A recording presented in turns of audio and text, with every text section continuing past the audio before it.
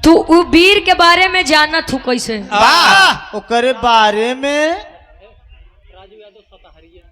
राजू यादव बड़े भाई सतहरिया की पावन सजमी से 251 रुपए का सम्मान, बहुत बहुत धन्यवाद। और सोनू यादव नेताजी समाजवादी पार्टी प्रत्याशी जिला पंचायत सदस्य वार्ड नंबर 33 मधुपुर की पावन सजमी से।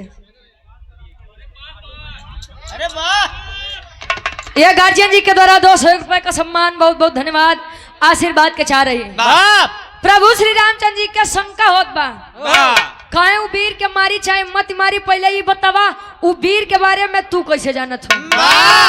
माई सीता जी कहीं जा स्वामी नाश कर दिया तोरे वजह हम रावण के नगरी में बतावा सोने के लंका तक ठुकराए दी है। आज बतावत है कि तू वीर के बारे में कैसे जानत हो, दोबारा हमारे ऊपर शक करत है। तो सुना हमार बात, बताओ कैसे। एक लाइन गीत लाइन बा।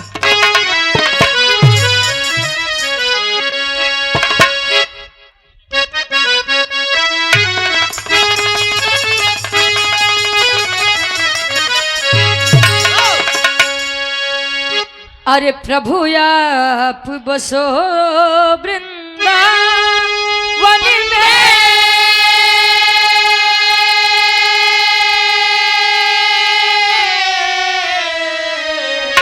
भगवान कन्हैया गोकुल नगरी छोड़ के जब वृंदावन रहने चले गए तो सारी गोपिकाएं भी राह में कह रही हैं, दर्द में कह रही हैं। अरे प्रभु आप बसो वृंदावन में, मेरी उम्र बीत गई गोकुल में। प्रभु आप बसो वृंदावन में, मेरी उम्र बीत गई गोकुल में।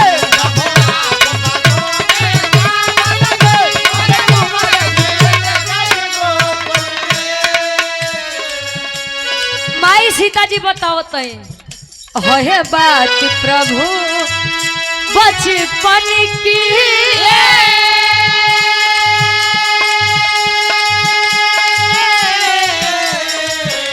है बात प्रभु बचपन की, सखिया न संग खेले बन में। है बात प्रभु बचपन के, सखिया न संग खेले बन में। है बात प्रभु बचपन के, सखिया न संग खेले बन में गए। है बात प्रभु बचपन की,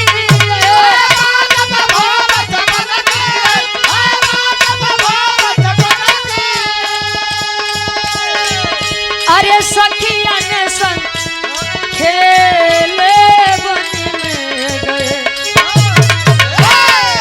कब बात सिया की सुन रघुबर, कब बात सिया की सुन रघुबर, मन ही मन में मुस्काए लगे। तब बात दिया के सब रघुबर, तब बने मन मुस्काए। तब बात दिया के सब रघुबर, तब बने मन मुस्काए। माई सीता बतावे कि जब हमारा बचपना था स्वामी, खेल खिलौना करत करत केहू घोड़ा क्या कार देश मिट्टी के, और केहू मिट्टी के सहारा लेके गधा के आकार दिए, के कुकुर बिलार बनाए, मतलब कुछो बनाए। यार स्वामी खेल खिलौना करत करत हम एक बालक के आकृति मिट्टी से तैयार कर दिया।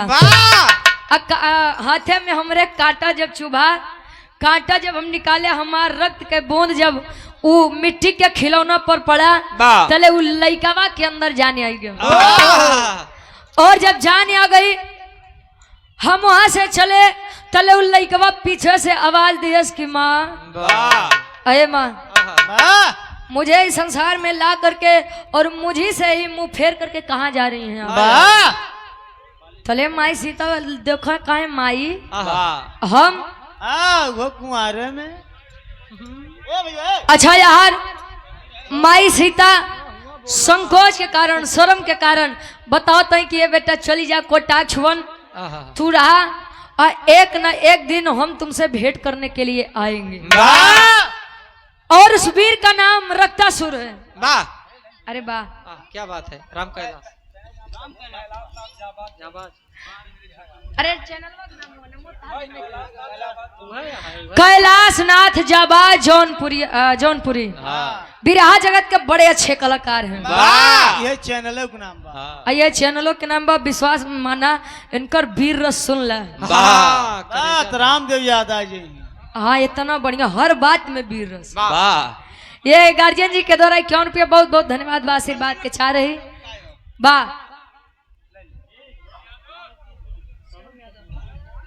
और गार्जियन जी राहुल यादव जी के सुपुत्र हैं शिवम यादव। हमारा छोटा भाई क्या कहें अपने माइक पर आ भाई बच्चा। अच्छा तू देखे 501 रुपए का सम्मान भैया खूब बढ़ा। और ये राहुल भाई की सुपुत्री हैं सुहानी 201 रुपए का सम्मान बहुत बहुत धन्यवाद। के कब परी हैं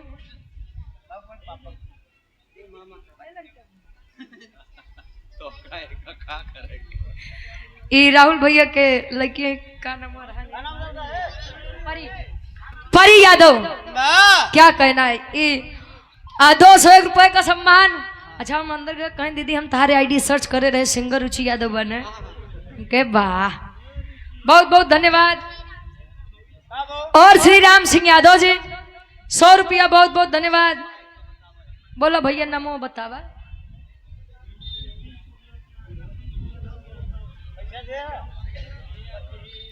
भैया एक काम करो तू लिखिया बा। अच्छा हमार फैन है बहुत बहुत धन्यवाद। कौन वाला फैन है?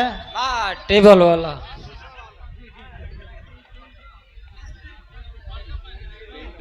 पिंटू सिंह उर्फ रत्नाकर सिंह। ललऊ यादव। अच्छा उर्फ ललऊ यादव। बाहू कै रुपया बा 151 रुपया। अच्छा तीनों जने के माध्यम से ही 50-50 रुपया बहुत बहुत धन्यवाद। सोशल मीडिया पे बड़ा प्यार देते हैं हमारे बड़े भाई बहुत बहुत धन्यवाद भैया। आसन ले लिया ए भैया माई सीता कहूं वीर के नाम रखता सुरबा वही वीर के स्वामी तो है मारे के बा। प्रभु श्री रामचंद्र जी कहन बेटा हनुमान ए हनुमान सेना तैयार करो। तैयार कर बेटा। कहे सेना तैयार करा आवा चला। कहे कहा स्वामी कहे रे सीता हमारे ऊपर शक करत है काहे बदे कहे रे यार कोटाक्ष वन में कौन वीर रहा थे वही के मारे के बाद।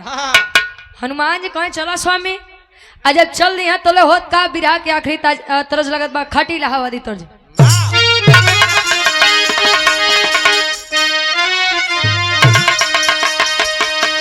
आए हाय अरे राम झकोर मार झुलने बिरहा सम्राट स्वर्गीय गुरु दादा रामधारी यादव जी झूसी नरेश प्रयागराज। गाँव कैसे अरे राम झकोर मार झुलने कहा साड़ी लहराए हो झकोर हमार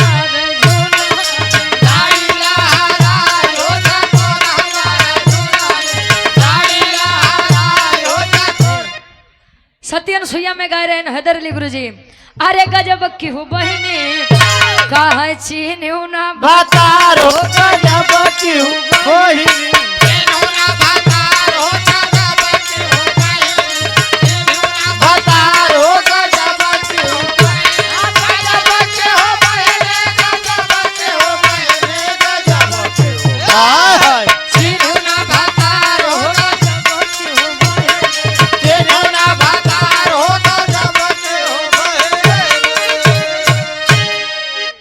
श्री पंचम पटेल जी ब्लॉक अध्यक्ष समाजवादी पार्टी प्रत्याशी जिला पंचायत सदस्य वार्ड नंबर 32 से ये गार्जियन जी के द्वारा 200 रुपए का सम्मान समाजवादी गीत के फरमाइश बा। ये गीत के बाद हो जात बा।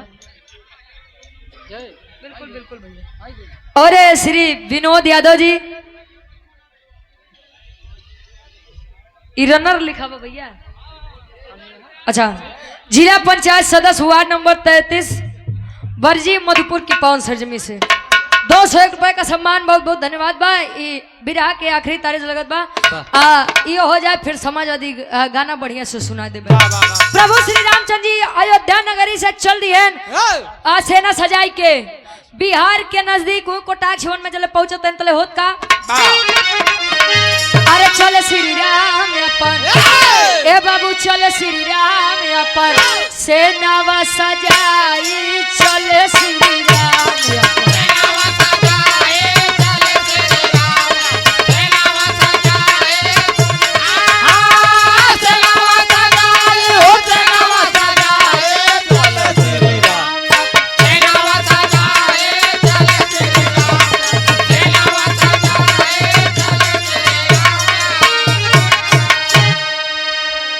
और ये गार्जियन जी कमल सिंह यादव उर्फ सोनू यादव जी निवास बेलासिन की पौंसजमी से राहुल यादव जी के पूजनीय जीजा जी गार्जियन जी के द्वारा यह 301 रुपए का सम्मान बहुत बहुत धन्यवाद जीजा जी के। पमारा की पौंसजमी से बड़े भाई सूरज यादव जी 100 रुपया बहुत बहुत धन्यवाद। बड़े लाल यादव जी पमारा की पौंसजमी से अच्छा बलम के बांगुड़ बबेलन हुआ अरे वाह ये 501 रुपए का सम्मान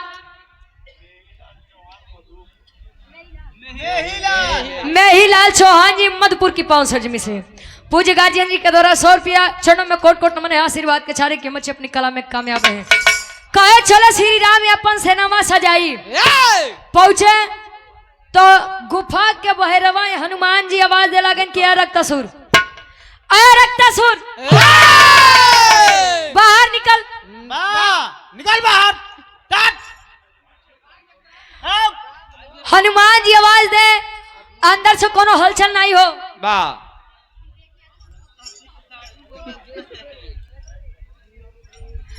विवेक यादव जी की सुपुत्री वैष्णवी यादव 100 रुपया ईश्वर के कृपा परिवार के ऊपर बनी रहे अंदर से कोई हलचल नहीं हुई तले लक्ष्मण जी देखे कहने हनुमान जी तू बनरे के जा हटाया से बगल हटा। अनुराग यादव जी रायपुर की पौंसजमी से बड़े भाई के द्वारा यह 201 रुपए का सम्मान 100 में सकल पंच के नमस्ते प्रणाम स्वीकार हो। कहे तू हटा हम ये आवाज देते ही लक्ष्मण जी आए तो ले आवाज देते ना रक्तासुर रक्तासुर अरे बाहर निकल युद्ध कर हम लोगों से बड़ा नाम सुना हूँ तेरा हनुमान जी लोग के मुस्कियाते हैं बस बड़ा आदमी के जात बनत रहे बानर कहत रहे हमके बानर करत रहा ठीक बा हमके कुछ नहीं समझी तो तू के कुछ नहीं समझी राम जी कहे एक काम कर तू दोनों जने आपस में लड़िया रक्तासुर के बाद में मारिया अच्छा यार दोनों जने के साइड के आवाज देते हैं कि रक्तासुर बाहर निकलो। अच्छा रक्तासुर बाहर निकलत बा अरे पिताजी हमरे गुफा में हाँ बेटा लागत बा माई के दिया हुआ वचन सफल हुई कहे पिताजी अब अंदर बैठा कहे कि कवन पिता कवन हम तुम्हारे बाप नहीं है क्या कहा है कहे कौन पिता के कर बेटवा हमार तोहर कोनो संबंध नहीं बा हम केवल तोहे मारे बदे आए हैं। अब रक्तासुर सोचे कि अरे यार हम कुछ करबो नहीं भवा नन्हे लाल पटेल जी मधुपुर की पौंसजमी से 100 रुपया बहुत बहुत धन्यवाद आशीर्वाद के चाह रही कि हम बच्चे अपनी कला में कामयाब रहे। अब वो रक्तासुर सोचत बा यार मैंने कोई गलती भी नहीं की पिताजी फिर भी मुझसे लड़ने आ गए। अच्छा जे मर्द होई जी वीर होई वो एक बार सुनी 2 बार सुनी ओकरे बाद कही आवा तू 10 हाथ मारबा हम 8 मारब लेकिन मारब जरूर मारब तो हार जरूर है।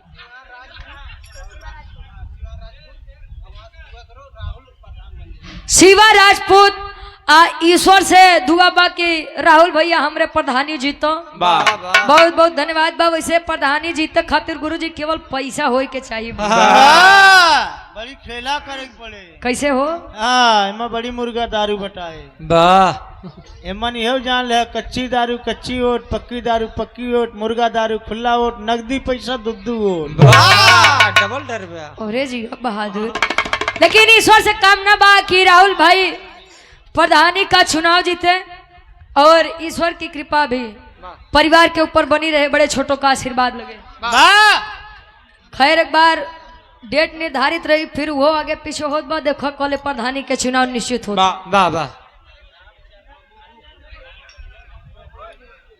रामचंद्र चौहान जी मतपुर की पवन सर में से। अच्छा फल वाले हमारे गार्जियन जी के द्वारा 100 रुपया ईश्वर करे काम में खूब बढ़ोतरी होकर। बहुत बहुत धन्यवाद, खूब कमा भैया। खूब फल बिचाए। अच्छा यार रक्तासुर ने भी चुनौती स्वीकार किया, कहीं आवा अबे तो हम पिताजी समझत रहे, लेकिन अब तू हमारे खातिर केवल दुश्मन है। एक तरफ रक्तासुर और एक तरफ राम जी और दोनों वीर में लड़ाई होत बा। कैसे?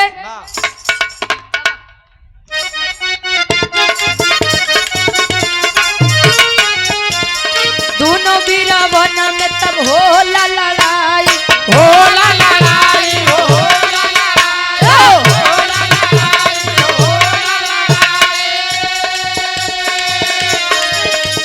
सेनवा के मार दिया घर पहुंचाई, घर पहुंचाई, हो घर पहुंचाई, घर पहुंचाई, हो घर पहुंचाई। अरे सुन के खबर चलली,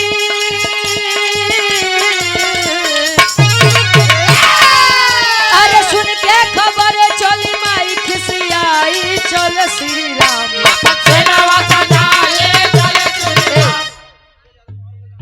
अच्छा सूरज यादव जी पमारा की 500 में से 100 रुपया भैया गा दे थी कहानी के आखिरी पड़ा विरह के बाद भाई फरमाइश। हाँ हाँ सुनाई देव, लेकिन जाया मत, कम से कम यही चक्कर में 10-15 मिनट और बैठ जाबा। अरे तो कौन सा रात बीती चली जात बा यार, तू तो ऐसे बतावत है यार। घरे जाए के बका करबा, घरे जाए गेहूं काटे बका भैया। हाँ नहीं फ्लाइट छूटता, फ्लाइट छूट जाए उनका। अच्छा ना ना सूरज भैया तो बैठे रही फ्लाइट तो यार छूटत बा। कहे दोनों बीरवन में होला लड़ाई, सेनवा के मार दिया घरे पहुंचाई। एक बात गौर करेंगे आप लोग, जब प्रभु श्री रामचंद्र जी वाण चलावे तो रक्तासुर केवल 2 कदम पीछे जाए, लेकिन जब रक्तासुर बाण चलावे तो प्रभु श्री रामचंद्र जी सेना सहित 10 कदम पीछे जाए। और होते करते जब समय बीता, श्री रामचंद्र जी के पसीना आएगा, कहे बेस पसनिया कोई कैसने वीर लगे भेज दी यहाँ सीता, साला हम बाण मारी तो 2 कदम पीछे जात बा, आ ई बाण मारत बा तो हम सेना सहित 10 कदम पीछे जात ही। हनुमान जी कहे लागत भजल बेजती निश्चित ही बा। आखिरकार रक्तासुर गुस्सियाई गवा, एक बाण जोले मारिस, माई सीता जी के चरण लगे, हनुमान जी आधी सेना लेके पहुंचत है। माई सीता कहे कि बेटा हनुमान बोला माई ये हमारे गोड़वा लगे का करत है बेटवा। तू जहाँ भेजे रहे माई जवन वीर बा रे जी हनुमान जी कहे कि बतावा हम लोग बाण मारी तो 2 कदम पीछे जात बा, और वो बाण मारे बा तो अब अंजाम का बहुत देख ला, आधी सेना लेके हम तोरे घोड़े लगे गिरा ही। ए माई जवन इज्जत बनी बनाई बो के बनाए रह जा, नहीं तो बड़ी बदनामी हो जाए। अच्छा माई सीता जी है तनी बतिया जब सुनी तो आखिर कार चली है कहाँ, कोटाक्ष वन के पास, क्रोधित होकर के तेरी के भाव लगत बा। कैसे?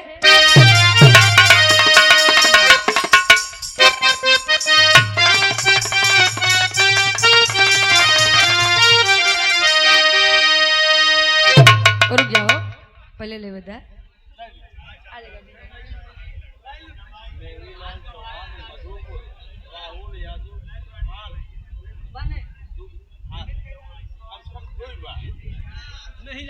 मेहीलाल चौहान जी मधुपुर से 100 रुपया। आई हमारे गार्जियन जी के कहना बा कि प्रधान बने हो कम से कम 2 बार। राहुल भैया, राहुल भैया हमारे तले तो भैया जीत पक्की बा। जब पूरा आदमी आपके सम्मान में आपके सपोर्ट में वो एक ना 2 बार बड़े विनती करत है, तले अब समझ ला कि जीत पक्की बा, बस खाली चुनाव होए के देरी बा। ये गार्जियन जी के द्वारा 100 रुपया। अब तो यह चाहब कि भैया प्रधानी तू जीता, बात बुलावे, हाँ फिर से बिरहा करवावा। बुलाए भैया एकदम करवावे बिरहा। बहुत बहुत धन्यवाद, आशीर्वाद का चारे कि हम बच्चे अपनी कला में कामयाब रहे। अबे सुन में भैया के ऊपर भगवान नीचे प्रधान, प्रधान बीच वाले झंडू बाम। अच्छा आप लोग सोचा कि गांव में अगर आदमी न रहे तो प्रधान के बनावा जाए।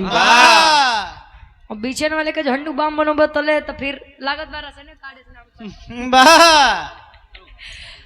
अच्छा माई सीता जी चला था गुसिया के कैसे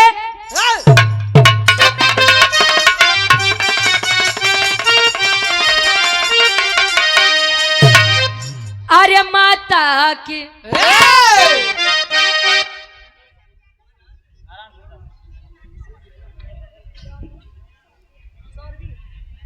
सौरवी यादव जी, संजय यादव जी, बड़े भाई की आप सुपुत्री हैं। बा ये हमारी छोटी बहन के द्वारा 100 रुपया, बहुत बहुत धन्यवाद।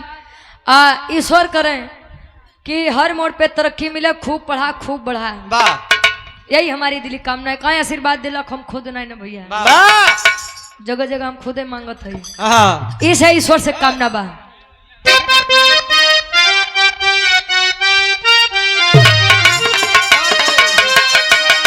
माता की अरे ममता ज्वाला बन गई, अरे राम माता की ममता ज्वाला,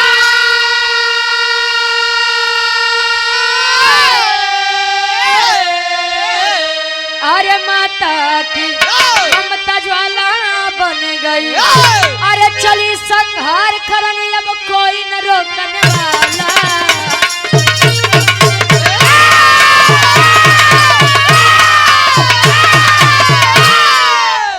कहे चली संहार करने अब कोई न रोकने वाला, माता की ममता ज्वाला बन चली है माँ सीता रौद्र रूप लेकर के जले उ दंगल में उ रणभूमि में पहुंचत है। प्रभु श्री रामचंद्र जी लगे कोनिया है, हे राम ऐसा न हो हमार सीता देख ले अनाई तो कोने मुहे काप की सीता तुमरे बाह के पूजा करा। माई सीता जी कही है स्वामी अब मत कोनिया, मत मुंह छुपावा, कितना पानी में आ तू खुद जान ला कि तू कितना पानी में आ। खैर अब तहार मेहरारू वही हमार फर्ज बा कि हम आपका इज्जत बचाई। माई सीता जी करत है का पहापट के भाव लगत बा।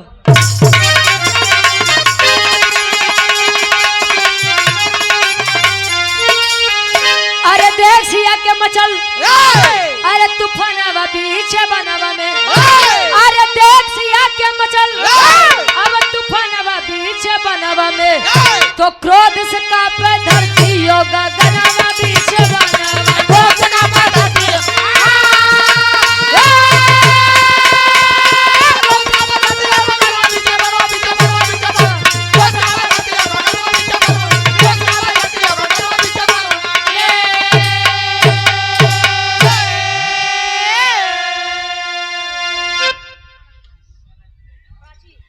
अरे क्या कहना, ये छोटी बहन प्राची यादव जी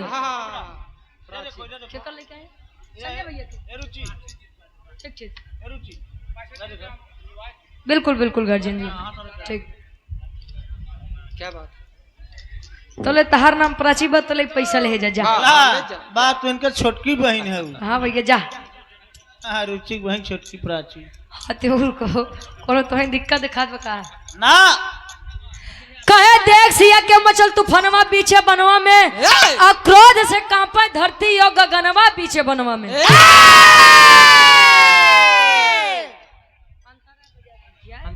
चले बैठ के हाँ जाऊ कहो। अरे बचा देवी, अरे चंडी रूप बनाई हो, सारे देवता सोचे लगे इनका के समझाई हो। अरे सोच सोच के करे, अरे गुननवा बीच बनवा में, क्रोध से कांपे धरती हो गगनवा बीच बनवा में।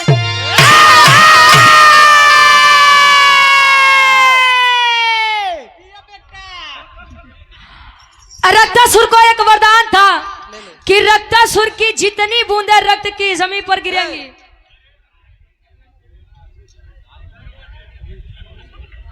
आशीष कुमार गुप्ता जी, रुचि मौसी, अच्छा वो आदित्य बाबू, हाँ वो लड़के के मौसी राज भाई तू लोग मत बनावा। हाँ हाँ नहीं मौसी के चक्कर में हाँ तब तक माई चलिया हुए। ये 100 रुपए का सम्मान बहुत बहुत धन्यवाद भैया। क्या कहना ये भैया नाश्ता दे बा हो तो कहो। संतोष यादव जी सराय खानी गार्जियन जी के द्वारा 100 रुपया बहुत बहुत धन्यवाद। आशीर्वाद के चारे के मचे अपनी कला में कामयाब रहे।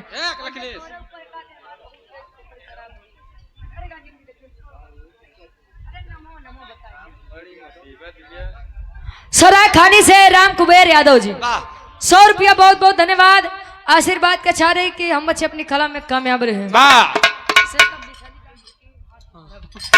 माई सीता जी चलत है रक्तासुर को एक वरदान था कि रक्तासुर की जितनी बूंदे रक्त जमीन पर गिरेंगी उतने ही नए रक्तासुर जन्म लेंगे।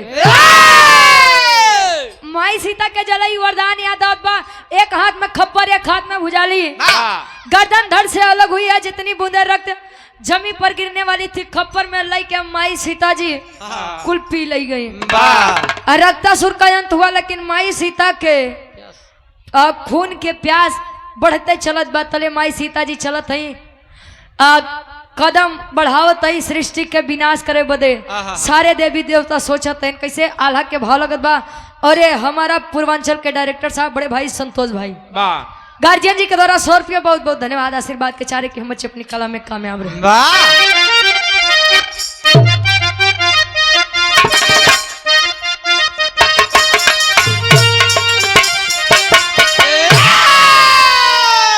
अरे देवी देवता मिलके बोले सुनत भोले दानी। देवी देवता मिलके बोले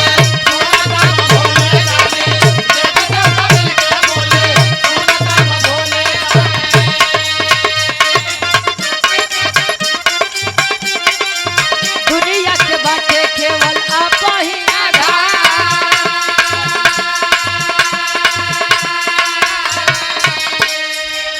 सुने भोले दानी चली भइले रनान भैया। सुने भोले दानी चली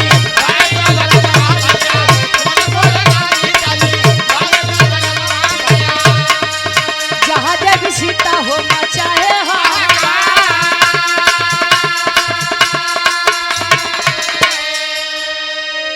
रहिया में लेती गई मार के असनवा भैया। रहिया में लेती गई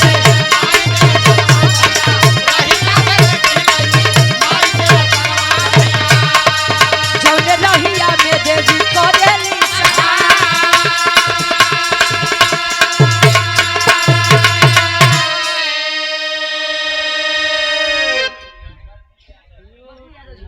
और पूज्य गार्जियन जी के द्वारा बब्बू यादव जी 11 रुपया बहुत बहुत धन्यवाद। आशीर्वाद के चारे की उम्र अपनी कला में कामयाब रहे।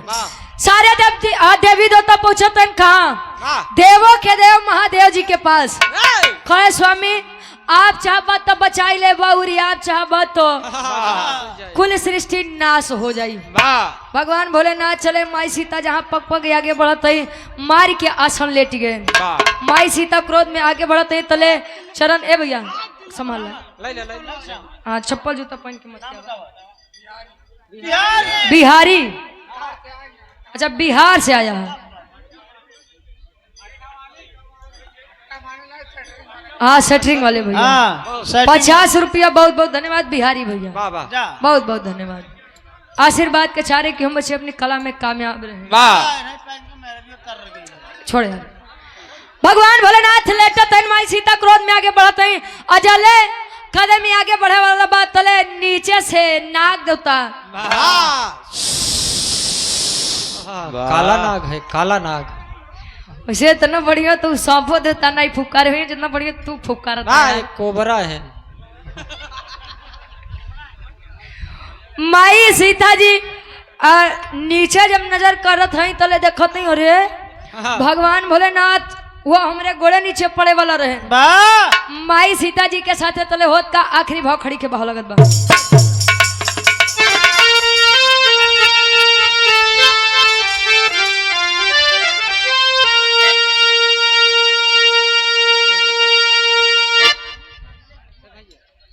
राहुल भैया और संजय भैया की आप पूजनीय बुआ जी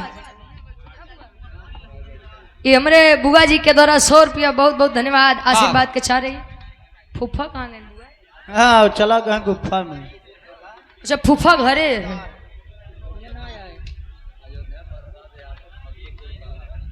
फत्तूपुर कला से अयोध्या प्रसाद यादव जी। ठेकेदार साहब कौन चीज के ठेका बा भैया? भैंसी के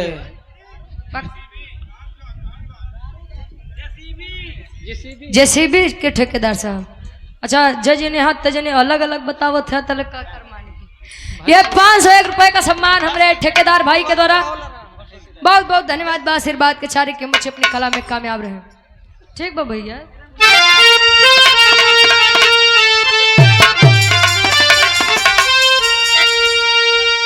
अरे लोग लाज के लज्जा से अरे दलाली हो गई।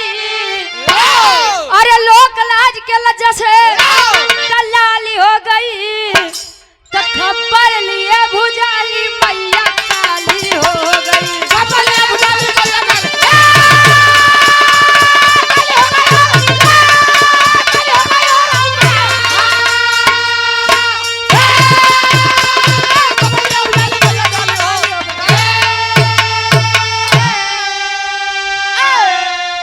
अरे नयन गिरा के देखो सीता लेट भोले दानी।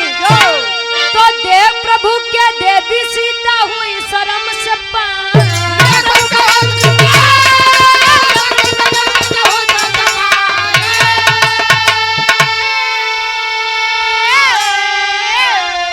अरे शर्म से ला गई जैसे पुष्प की डाली हो गई।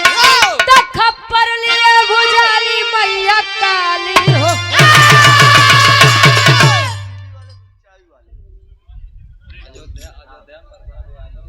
अयोध्या प्रसाद यादव जी सिंचाई विभाग ठेकेदार भाई के द्वारा पुनः ये 100 रुपए का सम्मान। बहुत बहुत धन्यवाद आशीर्वाद के चाह रही। माई सीता भगवान भोलेनाथ के देख के शर्म के कारण आंखें नीचे झुक गई। अब माई सीता के जीभ हो निकल गया है। इतने नहीं शर्म के कारण माई सीता के पूरी शरीर काली पड़े लग। अब वहीं से माई काली के उत्पत्ति बा। अच्छा एक बात बा गुरुजी, काली माई जके चाहे के बना दे विश्वास मनाई बात नहीं बा, केवल सुनी बात नहीं बा। आज जैसी ऋषि आ जाए तो जान लो कर नासे। ये रौद्र रूप था देवी सीता का। और इसी तरह माई सीता के गुस्सा शांत भर है और राम जी के घमंड टूटा रहे। आखिरी में खानदान के परिचय बा। चाय पान भंडार बिनोई 100 रुपया। बहुत बहुत धन्यवाद। आखिरी में खानदान के परिचय बा। अरे गुरु बिहारी गुरु गणेश गुरु रामलाल गुरुकारी स्वर्ग बसे चंदिका कवि। अरे बच्चन जी बने पूजा